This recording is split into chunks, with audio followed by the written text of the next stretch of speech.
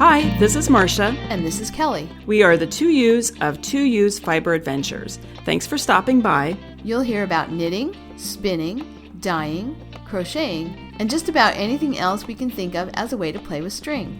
We blog and post show notes at 2usfiberadventures.com. And we invite you to join our 2U's Fiber Adventures group on Ravelry. I'm 100 Projects. And I am Better in Motion. We're both on Instagram and Ravelry, and we look forward to meeting you there. Enjoy the episode.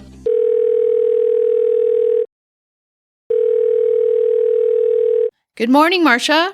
Good morning. Glorious day here. Oh, good. I'm glad to hear that. Long time since we've talked. Oh, yes. Yes, it's been a while since we've talked. In fact, I texted you.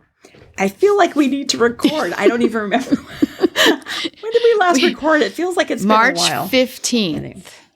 I just went and looked. Oh, my gosh. When it published. So it published March 15th. Okay. So we probably talked about a month ago. It was probably a little less than a month ago that we last recorded. Yeah, we took a unexpected month-long hiatus. I had spring break. You had a trip to the beach. It just didn't work out for us to record. Yeah.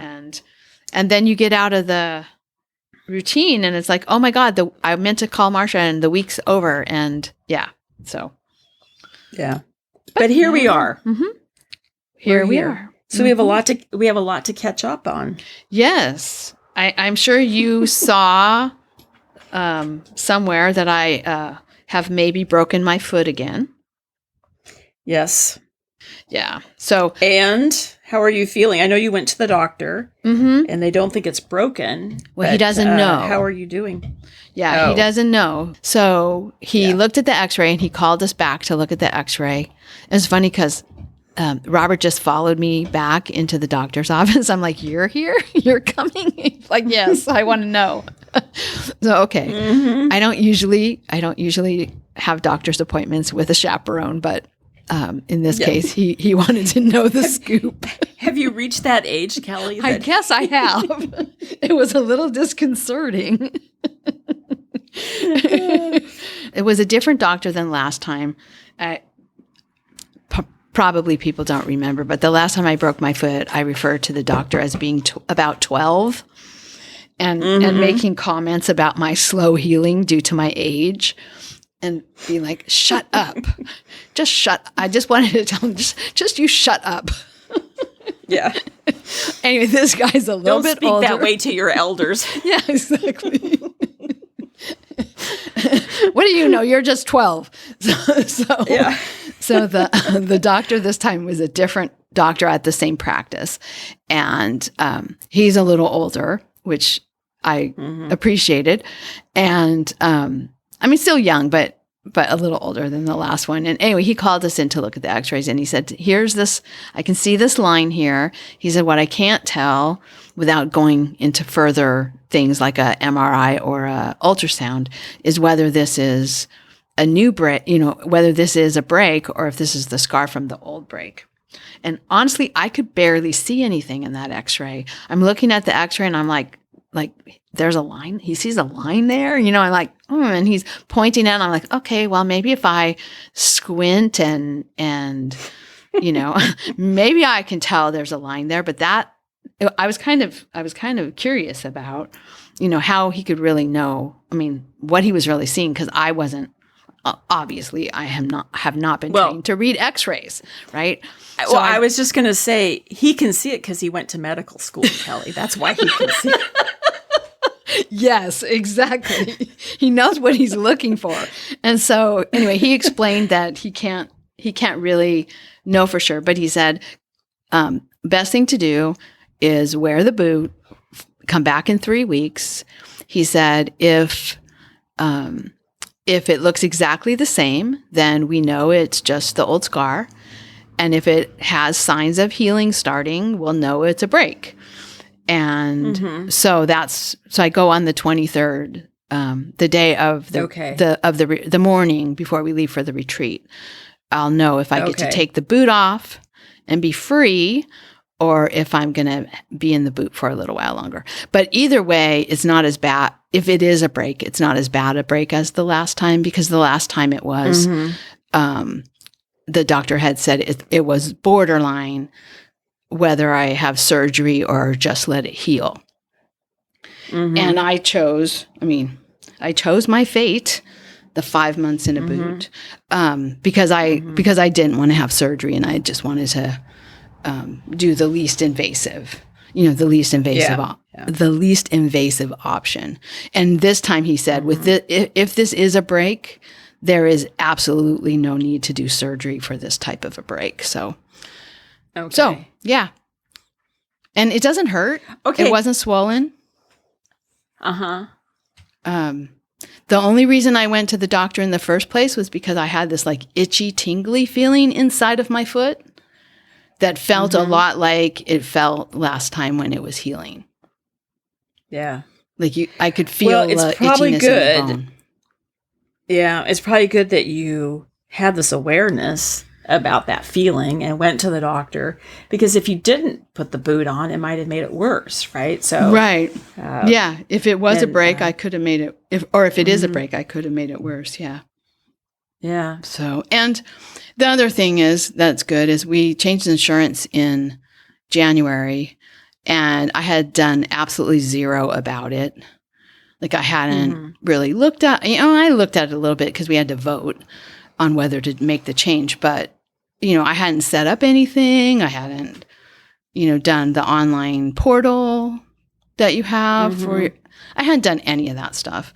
And so it kind of forced me to be an adult and get that stuff done and go to the doctor. And also the other thing was I was Googling, can you have a broken foot and it's not swollen and it doesn't hurt to walk?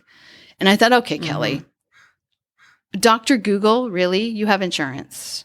Go to the real doctor. Yeah.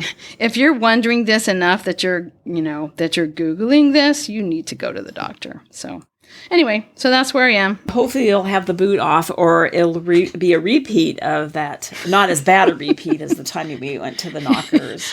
Well, it was right about the same time of year, because I arrived for knockers, and like the night before, you had broken your foot. Yes. Yeah, and that was way worse. I mean, I was in a lot of pain. I had a lot of swelling. Yeah. And this time,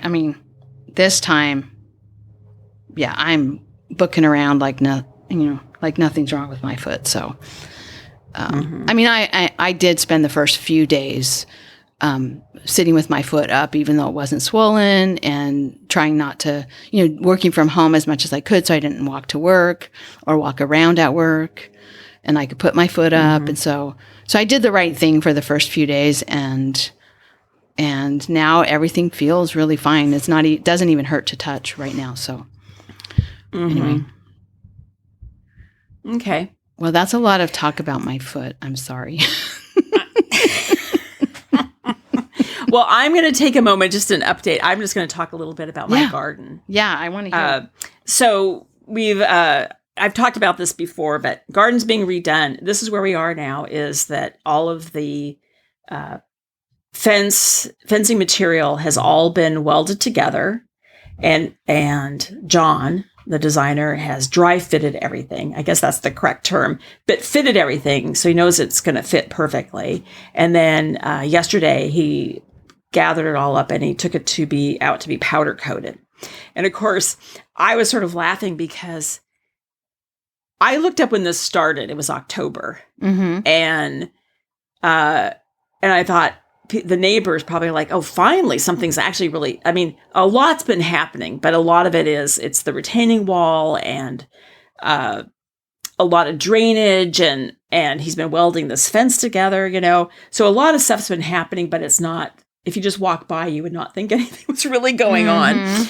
And so I thought probably the neighbors are all thinking, oh, finally, like the fence has gone up. And 3 days later, it's all gone again.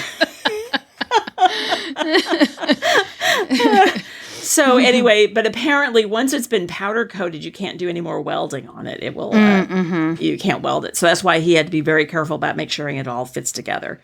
But I have to tell you something kind of funny that I think I talked about this in one other episode about my garage. When I walk the dog, I always listen to podcasts, and I usually listen to political stuff, and I'm really trying not to because I find it's all very distressing and upsetting to me. And so I'm trying to listen to other things. So yeah, yesterday I went to listen to one of our old podcasts, and I just scrolled back and like a couple of times, and I just picked one and I started listening to it. And it was from August 2024. And I had just come back from my Alaska trip.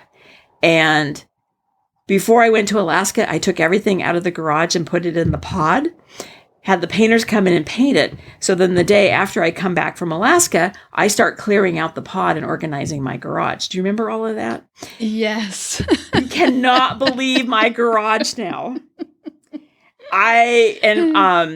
So Ben has the one bay with all of his tools in it and his motorcycles over there. All the bikes are over there. All of his tools are over there. Plus he has all of the, ladders and tools for his winter job of putting up Christmas lights. So that's packed with stuff. My brother's Mini Cooper is now in the middle bay where I park my car. My car is sitting out in the driveway because the bay where the Mini Cooper sat is where John set up his welding booth, a whole studio of welding out there. And there's all this equipment out there it's unbelievable. And I go, and so I thought to myself, I don't like my car sitting out, but I'd rather have it sit out than have to go look at the garage, walk through the garage to get to my car. Because, and here's the thing, I'm going to say this is, and I think I said this before, but it's temporary. This is not going to last. Right. It's all going to be cleaned up. He's going to take out his tools and said he's going to clean it up. And then also Ben is, when all of John finishes the project and his tools are out of the garage, Ben and I are going to spend a day or two really clearing out the garage and making some tough decisions and getting rid of stuff and cleaning the whole thing. And I always say to myself, you have to crack a few eggs to make a cake. So my feeling, but it's so shocking to me how emotional it is for me and distressing for me, even knowing it's temporary and it's nobody's fault. This is what it has to happen. And it's something you want. And I want it. I want this garden. But it's just this going out there in that garage.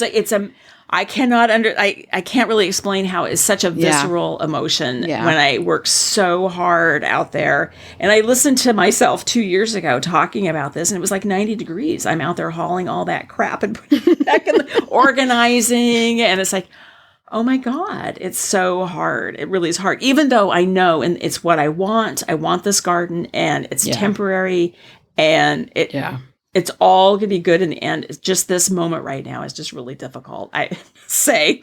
Yes. But anyway, but the next thing, once the fence, it'll be back in about 2 weeks, and then he'll install all the fencing. We're still finalizing the design of the gate, and then that will go out last to be powder coated. It was supposed to go with everything, but we're a little behind on that, just getting parts for it. And then the planting starts. And the plant design. And he's, so while I'm down in California with you, when do I leave? The 18th, he's going to be working on the design. And so when I come back, then all the plantings will start going in. Nice. So I'm very excited about every stage of this project. I'm super excited. And now I'm really excited about the plants too. Well, the fence looks nice. Yeah. It does. It's really, I'm really happy with it. Anyway, that's an update on that. I'm coming down to visit for knockers. That's, I don't remember the dates, but I know I'm arriving on the 18th. And, but we also have to talk about too, I see you put a note in here about, Vermont and going to the, our weaving school. Yeah. The Newberry School of Weavers. So do you want to talk a little bit about that? Sure. So I got a message. It was actually last month. It was a while back, and I had, oh my gosh. So I'm just going to put a little aside in here. There is a whole industry now of AI emailing you to be a reviewer or to write a blurb or to promote a book that was also written by AI. I'm pretty sure that there isn't that. Okay, now wait a minute. Say that again. I didn't catch that. Say that again. It's like in our email, our 2Use email. It has just been clogged with emails from AI asking us to write a blurb, do a review on your podcast of a book that was probably also written by AI. Like hundreds of these emails. And so I had been like, oh God, the 2Use email, I have to get in there, but it's such a mess. So this morning I went through and deleted a whole bunch of them and marked a whole bunch of them as spam. And when I did that, I found an email that we got from Andrea, who wanted to touch base with us about our upcoming trip to Vermont. She's a Vermont resident. She says, I can give you a little insight into getting here. Burlington is a gorgeous little city on Lake Champlain and does have an airport. It's about an hour and 40 minutes from where you need to go in Newbury. It is a relatively small airport and flights tend to be a little pricey. The airport in Manchester, New Hampshire is less than 2 hours from Newbury and is considerably bigger with a lot more options. Either way, you'll have a gorgeous drive through Vermont or, New Hampshire. Please feel free to reach out if you have any questions. My husband and I camp and explore a lot, so we know the area pretty well.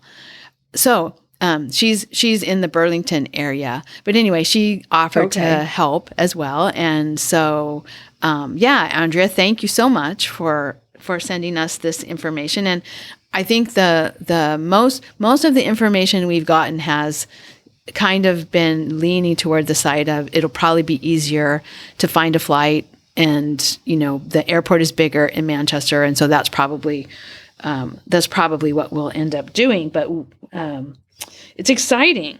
It's really exciting to think about this trip, So anyway, thank you, Andrea, for giving us that information. And she's shared her email and her phone number, so we're definitely going to get in touch and we'll reach out to her. Yeah.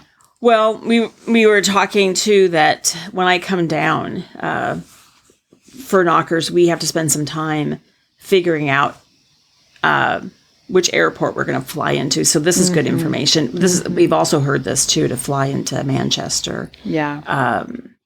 But the one thing I had to decide is the dog. And so I decided that I am going to drive down to your house with Enzo, and then Robert's going to take care of Enzo while we're gone. Good. And so then, and so we have to figure out flights from your area. So, well, that'll be fun. Anyway. So Robert's getting quite the workout as a dog sitter these days.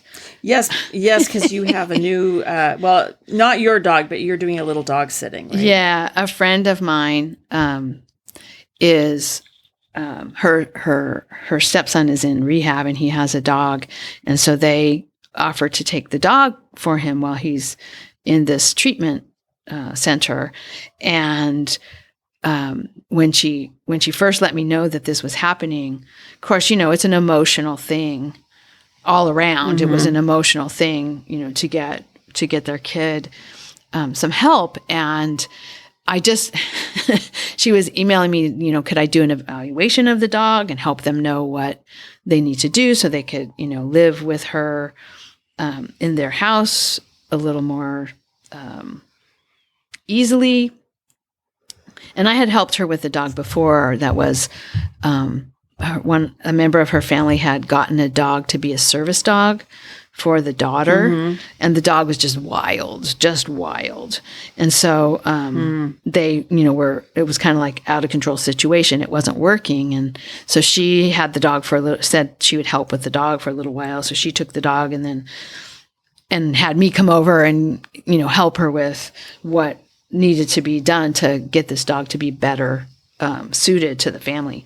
Anyway, so she asked me the same thing about her her son's dog. And it was funny because she said she's big. I don't know, 60, 80 pounds, not sure. She's really big, Mastiff, probably her son said probably Mastiff, St. Bernard, Shepherd, and I forget what else.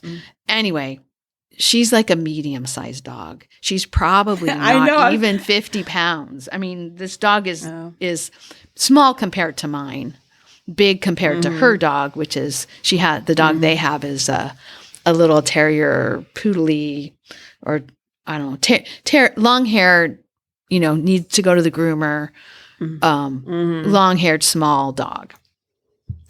Yeah. And so anyway, the making this long story even longer, Robert had said, if they need us to foster her, we can. And that blew me away that he said that. But so I offered, and of course, I mean, they didn't want to do that. They didn't. Well, I think my friend did, but her husband felt like he really needed to support his son by keeping the dog at their house. And so I said, and even if you are, have her here, if you ever need dog daycare, Robert has offered to foster her here. I'm sure he'd be willing to have dog daycare. So she comes over every Tuesday. And okay. So that's been kind of fun. So yeah, it'll be fun having Enzo here for him, I think. Yeah. It'll be fun for my dogs having Enzo here. Well, and I think it'll be fun I really like the dog sitter that I hire. But I think for him, it's a bit more fun to hang out in your backyard, and to hang out with your dogs and Aunt Betty, get cookies from Aunt Betty, and so yeah. Anyway, all right. Should we talk projects? Yes, let's do it. I hear you have some finished things. Well, yes, because it's been a while, so I finished some things. Okay. In no particular order, I finished a pair of socks, and that was the Schoppel-Wool Das Paar. Remember in the colorway Pigment Nebel that we were always laughing about? Yes. Anyway, I finished those, and I cast on another pair of socks immediately, which is, I'll just mention that. It's I'm using Madeline Tosh sock in the colorway Plum Tree. And I just have to say, this is old, deep stash. And do you remember I always tell that story when Ben was learning to drive and having a hard time at school? And I said, it's okay, you can stay home from school, but you have to drive me. Oh, yes. Practice driving and take me on the yarn crawl. So this was one of I bought this in, I think it's Quintessential Yarns in Duval. But he drove me there. So that's how old it is, because he's 28 now. So it's old yarn. And then I finished my rag rugs because we had a deadline of the winter weave along was ending. So I finished those and cut them off the loom. And I think they're really fun. I think they look great. I will say, and it's just a comment. Remember when you came and you suggested, because it was just a plain weave. I had set up the warp as tabby. And I said, because the warp was colors, like 3 colors, and we had a conversation about, I had sheets that were just solid colors. It'd be interesting to see what that would look. And you suggested doing a 2x2 twill. And so the last 2 rugs were the 2x2 twill. They're a little shorter, even though I measured them out, like the color sections, I measured them out. They were supposed to be, I thought that 40 inches, I thought with the take up would shrink down to 36. The plain wind ones are 36. The twill are shorter. Okay. Now, I don't know why that would be, because it's all the same material, right? But but I think because it's going over 2. I mean, now that I'm thinking about it, it maybe does make sense, because each warp thread is going over 2 weft threads at a time. Okay. And so you're snug. So they're able to snug together a little bit better, maybe. Yeah. So it's just like, and I don't care. They look great, but it's just like, oh, interesting note. Like if I decide to set it up, I mean, if I'm ever doing something that I need a really specific. Yeah. I mean, I'm really trying to weave to a specific size, something to take into consideration. Yeah. If it's twill, you'll want to adjust for a little bit more take up. Add more, yeah. Yeah. I hadn't thought about that, but it makes sense. Mm-hmm. Yeah, interesting. But anyway, super fun project, but I have to say, my next project is going to be something that's just tabby, plain weave. Because I just need to get better at just the rhythm of treadling and the rhythm of throwing the shuttle. Mm-hmm. And because obviously with the rag rugs, there's really no rhythm that you can establish because the shuttles are completely different. You don't throw them like you do I say throw, but toss them, sort of gently toss them like the way you do with the shuttles with cotton, yarn in there. And so I just need something that I can kind of establish that rhythm and just, So do something just a suggestion, do something in tabby where any of the color changes you want to make are in the warp. Like do your interesting stuff in the warp and then you just have one color, right? One color at a time with your shuttle. And you could make, like you could do, I'm just thinking like of a dish towel where you would do like the whole dish towel is all one color, except maybe you have one wide stripe on each end. You know what I mean? So that you really are going to have a chance to get into a rhythm and not have to worry about changing shuttles, changing colors. It's just basically, plain weave in one color at a time. Yeah. I was thinking I might do like a buffalo plaid napkins or something, but big, really big. So you would have, I'd have color in the warp and color in the weft, but not every 4, what do you call that? Picks, changing. Yeah. Like the dish towels I did was every 4 I changed, So I don't know. It's, I won't be warping the loom until I come back from California. But I need a, what do they call it? A palette cleanser. Yeah. It'd be fun to do a warp of all those colors that you got. Like just make some kind of Fibonacci striping sequence in the warp with all those different colors. Because you have quite a palette now from that last trip to Eugene Textiles. Well, you got some from you got some from Sue too, right? Yeah, she's gave away her loom and cleared out all of her weaving yarn, her cotton yarn, and so gave it to Kim, and Kim gave me a bunch of it. So I have a lot of colors. So I don't know. I'll think about it. Yeah. Anyway, and then my third project I finished is my late bloomer pullover sweater by Heidi Kirrmaier. And this was the yarn as Hudson Valley yarn that I bought when Kim and I went to Rhinebeck.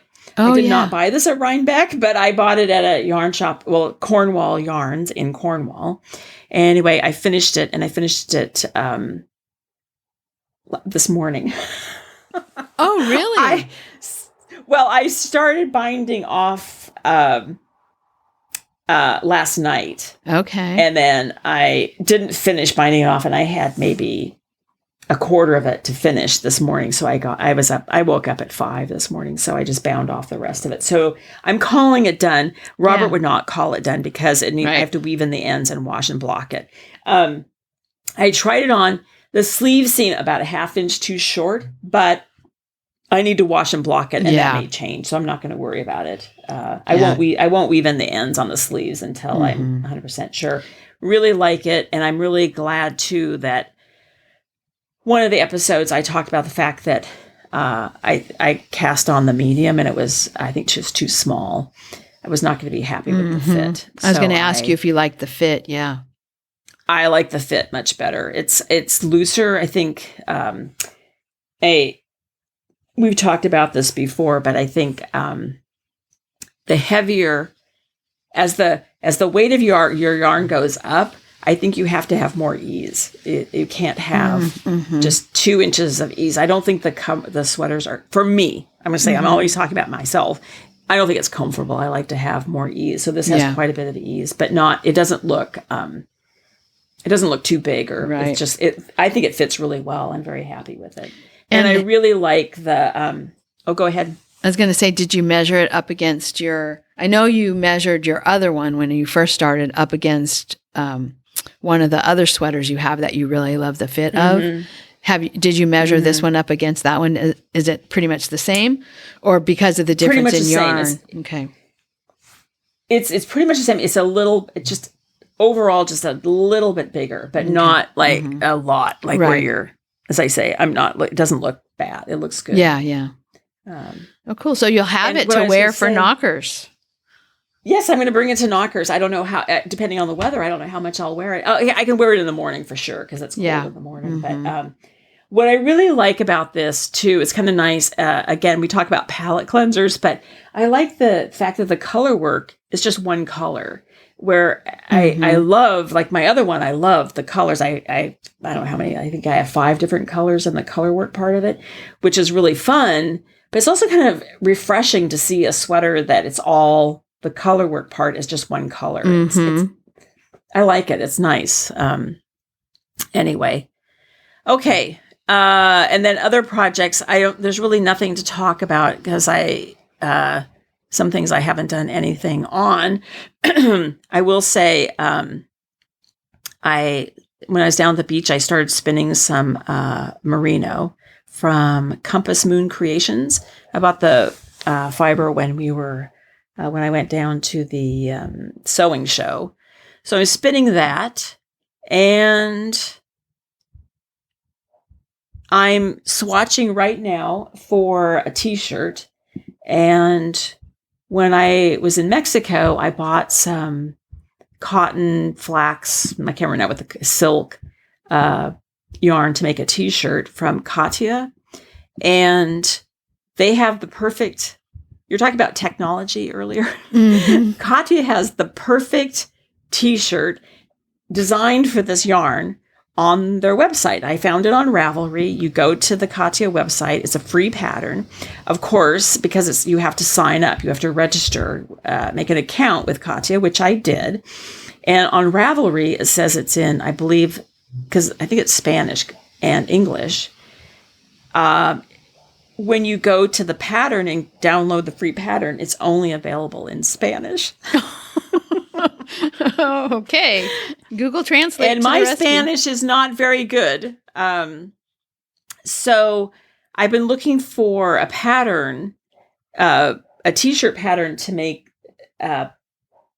this, using this Katia, so I can work on it when I'm at the retreat.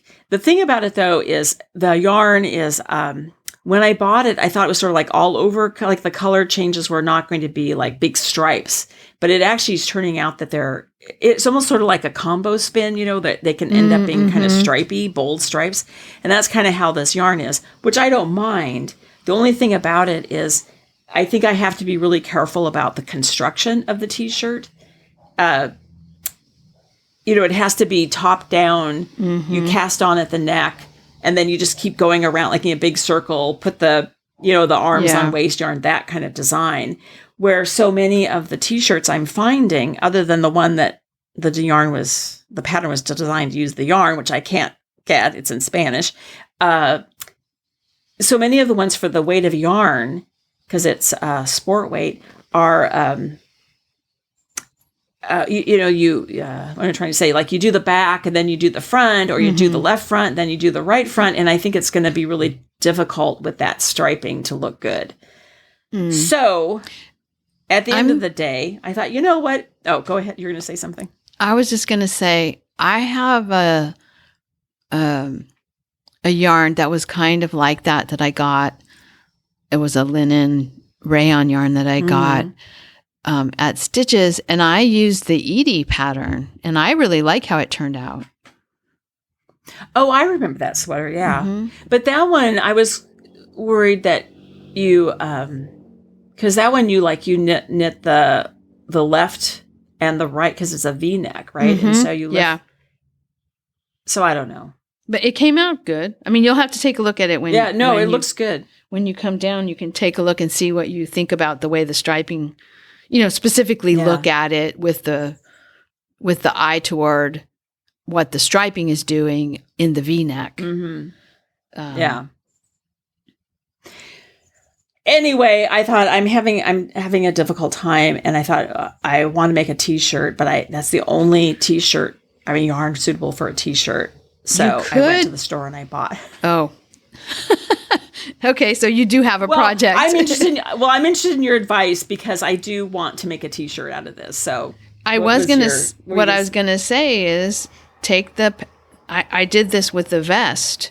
I didn't actually end up using the pattern, but there was a vest pattern that I liked when I was trying to figure out about that vest that I made. And I got one of the patterns I got was in Danish, I think. It was Danish only, not in English. And I used Google Translate, and I read the pattern. I read through, which I usually don't do, but I did kind of read through the pattern, and I felt like I could understand what was, what I was supposed to be doing. I didn't feel like it was going to be really awkward. So you might that actually makes sense. That makes sense because if you think about it, knitting is stockinette, purl, knit two together, whatever. That's and stitch number, stitch counts. Yeah. Mm-hmm. Yeah. That's a really good point. And then also, when you're here, if there's any part in the translation that you're not sure of, when you're here, I can look at it, and then if I can't, if it's not something that I can translate or, verify or, clarify, I can probably get one of my colleagues who speaks better Spanish than I do, to take, and also does some handcrafts to take a look at it. Okay. So it's not totally off the table. Well, it might not be a Knocker's retreat project, but it's not totally off the table. Yeah. Well, okay. Oh, I'll bring it. I'm going to bring I'll bring it probably then. So I went over to the yarn store and I'm swatching for, I got Queensland Collection Coastal Cotton. Okay. And in the colorway Chili. So it looks like chili. It's an orange, really nice color. So I'm swatching with that right now. And then the other one I got, also Queensland, Eco Twist in, I don't know what the color is on this one. Oh, Crimson Canyon. It's like a terracotta and cream sort of. Oh, nice. Or almost maybe actually, kind of a terracotta color, and just a neutral, natural color, kind of barber pole. So I have those because I don't have any. I have plenty of yarn in my stash, but I don't have any T-shirt yarn. So, okay. Anyway, and then the last thing I'm going to say is I'm starting sewing, and one of the things I've been wanting to do. This sounds really posh. Pardon me for sounding so posh, but the silver that I have, trays and things. I bought yardage of this Pacific cloth. It's the brown cloth that's impregnated with something that you make bags out of it, and it keeps your silver from tarnishing. And so I want to make some bags for some of my silver, but my Bernina sewing machine has an embroidery feature. And so I had this idea. I thought it'd be really fun to make a label for each bag, what's inside the bag. Oh, that makes sense. And so I've been experimenting, and I won't go into a great detail. I have not yet made a bag, but I've been experimenting with the embroidery feature. And you can make all kinds of borders, but there's different fonts, so you can spell out like what's in the bag. Yeah. Anyway, I'm playing with that. It's been kind of fun. Oh, so, that's cool. Yeah, I'm going to try and make one bag before I leave for California. So. I can't put it I don't have it as a project on my Ravelry because, believe it or not, they don't have sewing on Ravelry. So, Yeah. Well, you could just call it knitting. And like I have my quilting project. I've had sauerkraut on there, and I have my garden. Exactly. Anyway, okay, I've taken up too much time with my projects. I want to hear about your projects. All right. Well, I have also finished a few things because it's been a while. All right. Yes. So I finished my chenille rugs by the Weave Along deadline. So I was also right in under the wire with the second 2 chenille rugs. I won't say they're the last rugs because I still do have quite a nice little bin of yarns that could be possibly used, although I'm getting down to the ones that are super thin.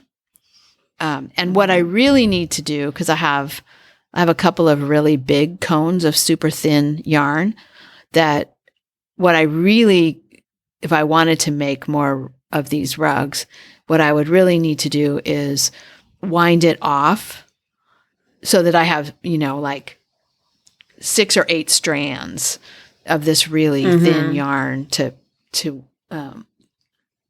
use for that weft. But anyway, 2 rugs, one of them, the one I thought was going to have the most color changing because the one end of the chenille was really kind of reddish terracotta-y colors, and the other end of the chenille was really more purple. That one turned out to be pretty uniform throughout, which was interesting. And it's in the trailer. It's perfect colors for the trailer. The reds and the purples all kind of blended, and it works really well with the red countertop and the sort of purple upholstery on the couch. And so that's in the trailer. That has become the trailer rug. The one that I had been using in the trailer before was one of the first ones I made. In fact, I think it actually was the first one I made. And it's the one that was in the spare bathroom when you came last time. Oh, right, yeah. Sort of green and brown, very neutral. And somewhat lozenge shaped rather than rectangular. Because it was the first one I made, the start of it was a little bit tighter and narrower. And then as I wove, I got a little bit more comfortable. And then as I finished up, it got a little tighter again. And so the rug is not truly rectangular. That one might end up becoming a crate mat, but right now it is in the spare bathroom again. And then, so the purple and red one that I finished in this second round is in the trailer. I love it. I love the color. I was really surprised how even it was, even though the strips were very uneven from one color to the next. And I was really careful to always, when I wound them, to always wind starting with the same color end. Yeah. Right? So it went red to purple, red to purple, red to purple. And I don't think I did that at all with the first 2. I don't even think I realized with the first 2 that there would be variation between on the first one, I don't think there was much variation between the start of the chenille and the end because I had so much of the same colors of yarn. But in the second one of my first batch, I started to run out of colors and I wasn't able to swap in another version of a similar color. But it didn't even occur to me in that first round to make sure I always wound the same end first onto the shuttle. So in this version of it, I did do that. But again, it didn't seem to matter. It made it, the rug is very uniform. The second one is more blues. In fact, it's very blue, lots of blue in it. And a lot of white too, because I was using up the last of some random skeins of elasticy cotton elasticy wool, like sock yarn from the 50s or 60s. And so there's a lot of little white speckles in there too. And I have it right now by the side of my bed. But I think I might put that one in the spare bathroom and relegate the very first one I made to being a crate mat. I don't know. We'll see. So you might have a new rug in your bathroom when you come visit. Oh, okay. I like the one that was there. It was very nice, but it was. You could tell the difference between the first one I made and the last one I made, just in terms of the color. I think the colors are neutral colors were good. Were good, but the colors are more fun once I used up all the browns and greens and beiges. The color, the ones that have more color in them, I think are more fun. So, and also in my second round, they're a lot more rectangular. I don't have that pulling in at the hem edges on both sides. But I loved this project. I highly recommend making chenille rugs. It's really fun. They are a lot faster than you might think. When I first read the pattern and saw first you weave the yarn that, first you weave to make the weft and then you weave the rug. I thought, oh, who would do that? That was my first thought, like who would do that? But once I saw Kelly's, I really liked it and that got me excited. And now it's like, I highly recommend these chenille rugs. I think they're really fun. So that's a finished project. I finished the study hall shawl, the colorwork project that I started when I was visiting you. It still needs to be blocked. So again, technically, according to my husband, it would not be finished, but it's finished. It's off the needles and all the ends are woven in. I just have to block it. And then I had a lot of that red yarn left. And so I used it to make a charity hat. And it was so funny. Mid to late March, we had a heat wave, like in the 80s. This is highly unusual for this time of year. I don't think it's ever been that warm. Probably the hottest day of the whole year is the day that I brought the hat to work and put it on the free table. And I kind of chuckled to myself like, okay, yeah, who's going to pick up a hat today?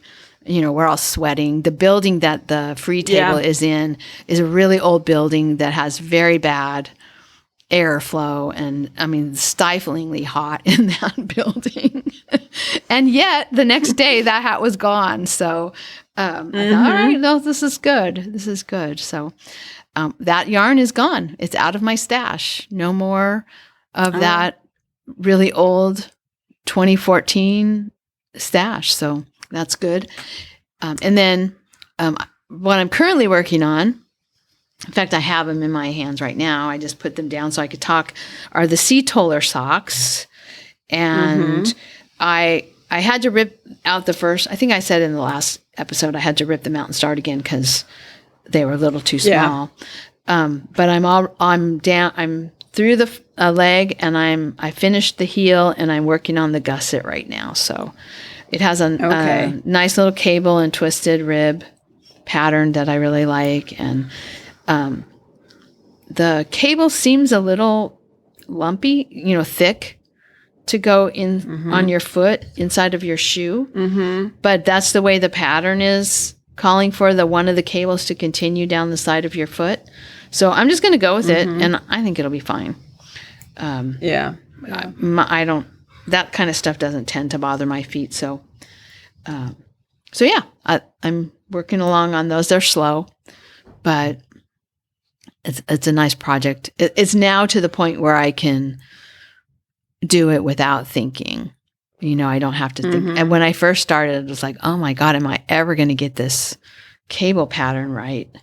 I just kept messing up and having to start over. And then I have my second colorwork knit-along project going.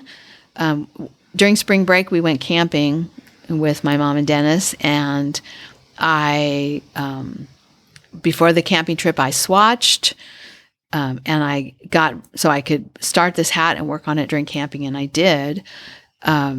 It's a German Shepherd hat by Teresa Kramers, and I used the pattern for the German Shepherd motif, but I didn't use the hat pattern because her yarn was thick, was like worsted weight, and the yarns that I had were like fingering weight. So I have a swatch of a German Shepherd because I needed to know how many stitches per inch and how big the motif was and how many I could fit around my head and all that. So, but I'm all the way done with all of the dogs. And then I have a couple of plain rows above the ears, and now I'm ready to start the next motif, which I'm not sure. I haven't decided whether I want to use dog bones or paws, or maybe alternate paws and dog bones, but I have to draw that out and fit it into I think I have a 25 stitch repeat. Okay. So I have to draw that out and fit it into my repeat. And then also I'm going to need to figure out how to make sure that I have enough room to do some decreases, because I maybe have about an inch or two to go before I start to do the crown decreases. But the hat's coming out really good. I like it. And it was really fun to do that color work. So, and then the last thing that I have going on is a spinning project, but I was afraid I was going to need to stop because of the boot. But I did a little spinning the other night and spun with my other foot, which is a little awkward on the little Herbie, but it worked. So I'm continuing to spin on a merino fleece that I carded with some silk. So I don't know. I've got a bobbin, almost 2 bobbins done of that. So I'm a little ahead for the summer spinning. So, and then the very last thing, I just wanted to say I ordered a knitting belt, and I wasn't sure about tariffs and such, so I just ordered one from the U.S. on Etsy. There's the shop is Bob N Weave on Etsy, and I got a green knitting belt. Haven't used it yet, but I'm going to start a practice color work project with the knitting belt and see if I can learn. I've got a few videos people have recommended. There's a whole list of videos that the Etsy seller sent to me with the knitting belt. So I think I have a good start for what I need to do to learn how to use a knitting belt and knit my oct hat, I think is what it's called. So that's to come. I don't know if I'll finish it by the end of the color work knit along, because I think I want to do a practice project first. So, so that's it. Okay. Well, that leads right into the color work knit along. So it segues nicely. So that's underway, and it ends June 1st. And I don't have a color. I just finished a color work project, and I was talking about doing a hat, but then I got going on this T-shirt. So I don't have a color work project. Well, but you already finished yours. I know, but I started it well before. Does that count? I started it well before March. Well, I guess it counts. I started before March. But anyway, you didn't start that far. You didn't start yours that far ahead of when I had started my shawl, because I started the shawl when I was at your house, and you had a few inches on your sweater. Yes, I had just started in February, and then I guess technically it's actually later than that, because I did a second one. Right. Remember, I made the first yoke, set it aside, made a second yoke. And also WIPs count. I mean, we had told people they could use things that they had started ahead of time. Well, I was thinking about doing a hat, and then the other day I thought to myself, what I really should do, now you're going to laugh. Do you remember that sweater that when you came up to visit and Mark drove us over to Tolt Yarns, and he fell in love with this yarn, this Fairleigh yarn, and I started making that sweater. And that's where I really learned the idea that the thicker the yarn, the bigger the sweater should be, or the more ease you should have. So anyway, I knit that whole thing, and it was I felt it was unattractive, too slim. So I got a different pattern, and I needed a fourth color. And you remember I ordered another color from the Faroe Islands, and it cost 4 times in shipping than the yarn. The yarn is now discontinued. And I was thinking, I should just do that sweater. Ironically, he does not need it, because now living in the desert, he does not need a sweater, a Faroese style sweater. But I thought, I just need to finish that. And I think part of it, the other, I won't go into the whole thing, but there's like a bright green, navy, and a pale blue. And the pale blue and the bright green is what he wanted for the body of the sweater. And the pale blue does not look good. It's completely, the tonal quality is the same. So if you look at them in the skein, they look very different. But when they're knitted together, the blue gets completely lost. And I don't really like the red. So I was when I went to the yarn store the other day, they have Icelandic yarn. And I thought I should just go over there, because I have to use the green and the navy, because the bulk of the sweater is the green and navy, but I should just go pick some other colors that are better looking than that. Because and just finish it. I should just finish it.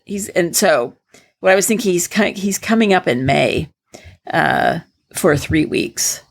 And part of that, we're going to be at the beach. And I was thinking he's going to need a warm sweater for the beach, because he's cold all the time anyway. And now he's used to 90 degree. Every day is 90. He's going to be freezing. It's not going to get done before then. But I have started thinking about that. I think I am going to pull it out and actually just like really look at it. I'm not bringing it to California with me, but I'm going to think about it and finish that sweater. So,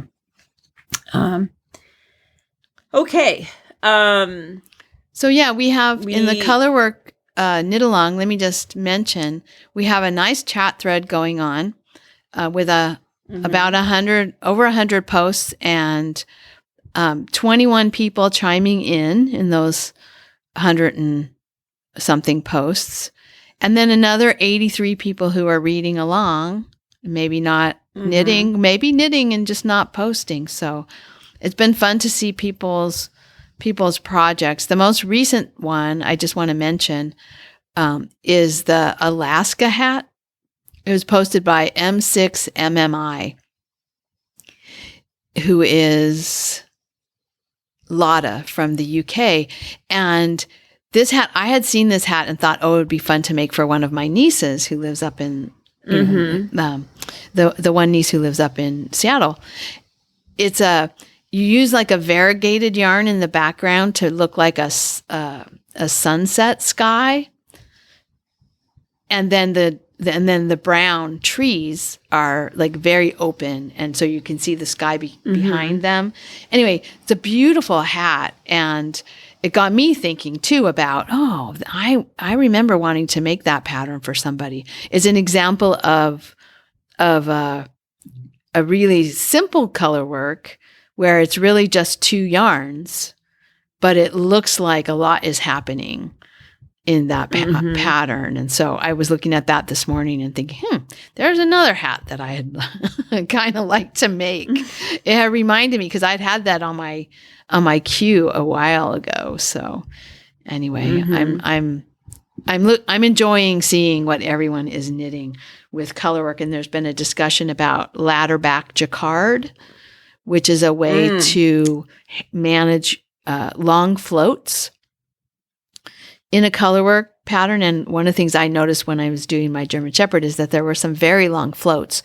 And so when I would catch the floats, because the yarn is so contrasty, it's a dark brown and a white cream. You can see, I can see where I've caught the floats. And so I almost was going to rip it out and start over with the ladder back jacquard. And then I thought, don't be ridiculous. Just make a second hat if you want to try the ladder back jacquard. So anyway, there's a lot going on in that thread, and there's been a lot of inspiration. Far more inspiration than I have time to pursue. But that's part of the fun, right? Yeah. So. Yeah, I've been looking at I'll post my sweater when I get it done. I'll post it in the finished objects. Okay, do that. We'd like to see it. Okay. Yeah, because there's two All threads. right. There's finished objects thread and there's a chat thread. So both of those are going strong. Okay. And so now we should probably we've done a drawing for the winter weave along. Do you want to announce the winners? Yes, let's do it. So the prizes this time are going to be $50 gift certificates. And I decided it's just going to be the winner's choice where these come from. So there's 3 possible places for gift certificates. One is Eugene Textile Center. The other one is Gist Yarns. And then there's also the Jane Stafford Textiles, where, they have yarns and the Jane Stafford Guild and all of that. So it's just up to the winners to let me know where they would like that gift certificate to come from. And I'm real happy to be able to support, we're super happy to be able to support all of those places. I know, Marsha, I think you've bought yarn from Gist before for a project, right? One of your dish towel kits. Yes, then, I bought two. One I've made, one I've not made yet, but yeah. Yeah, and then of course we both love Eugene Textile Center. Yeah. Oh, by the way, this is a quick aside. Did you see that they're having a rag rug class? At Eugene Textiles? Uh-huh. Oh, no, I didn't see that. Was that in their newsletter? It was in their, it was in their most recent newsletter. They're having a rag rug class. It's kind of a stretch because it's not like just in your backyard, but I thought, Marsha might like this. So anyway, you're on to the next project at this moment, but I know I need to take, I need a break. I need a break from rag rugs anyway. Yeah.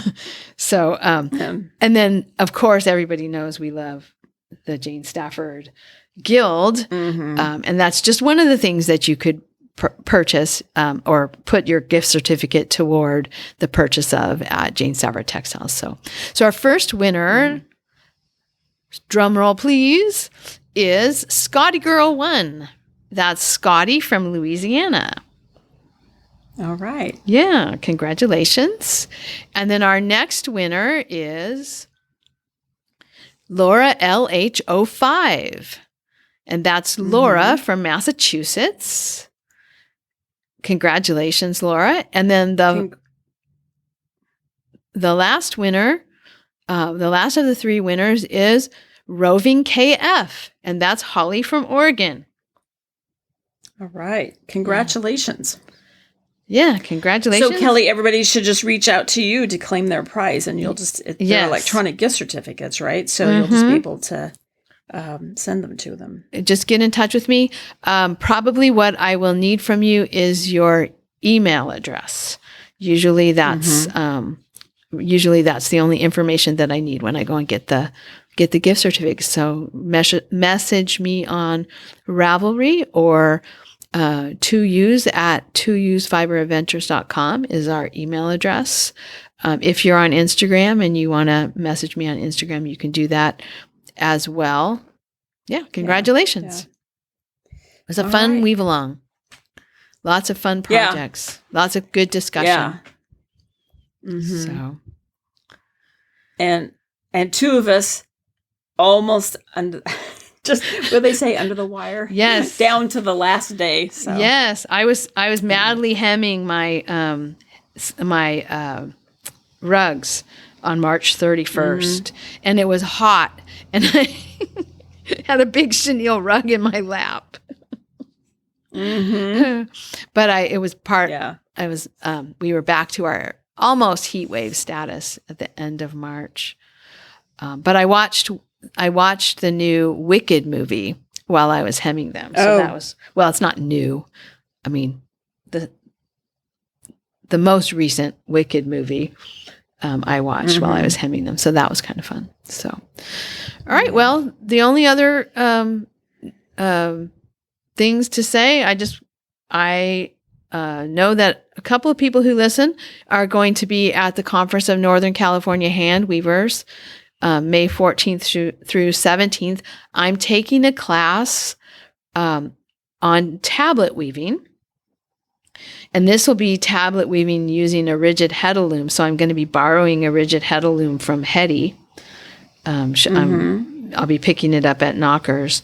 And so this will give me some practice or some information about different ways to do the tablet weaving. I started it, using warp weighted technique, and I have like 6 giant clamps all like clamped together, and a screwdriver and a wrench, all, tensioning my yarn at the back.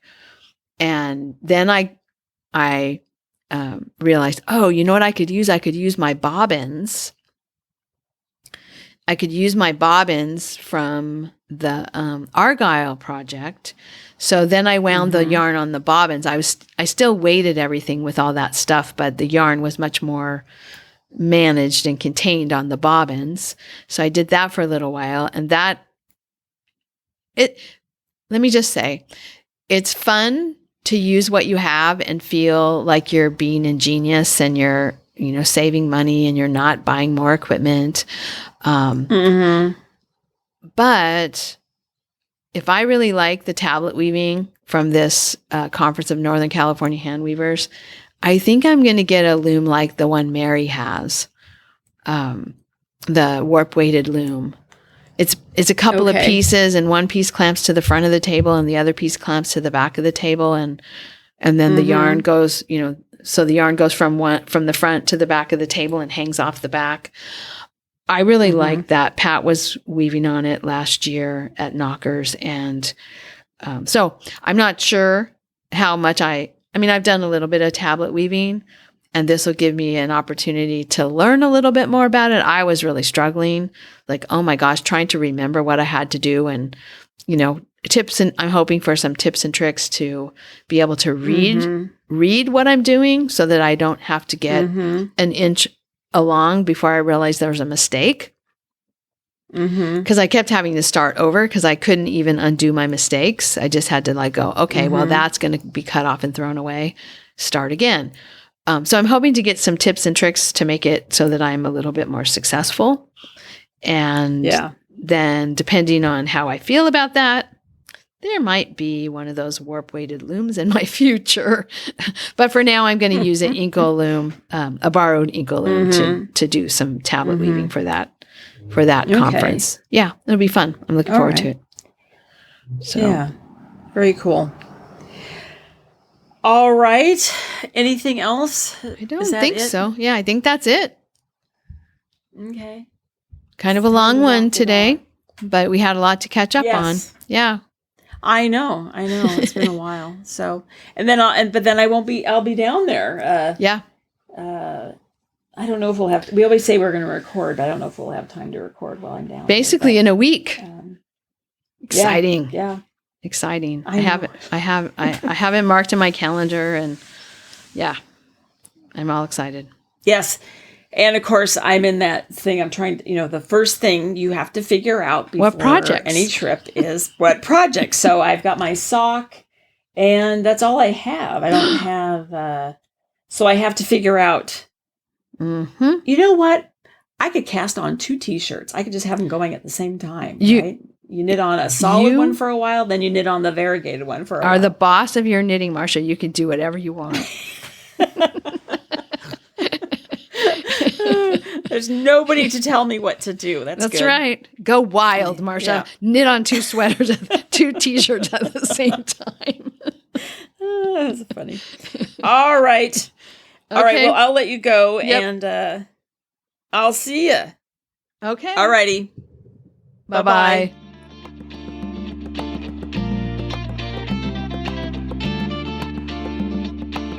Thank you so much for listening. To subscribe to the podcast, visit 2usfiberadventures.com. Join us on our adventures on Ravelry and Instagram. I am Better in Motion, and Kelly is 100 Projects. Until next time, we're the 2Us doing our part for World Fleece.